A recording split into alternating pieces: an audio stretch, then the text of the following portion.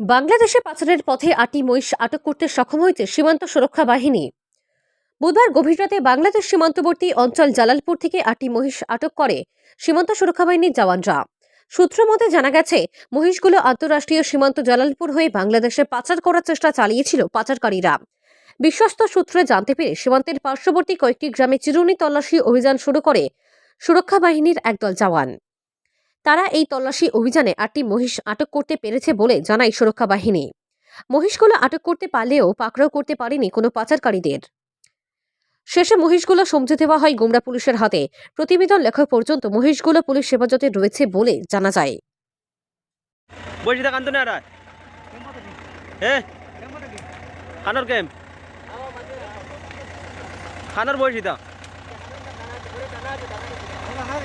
খারে দেখি যান, দেখি তোমার ফটোটা দেখিছেন? হ্যাঁ, দেখি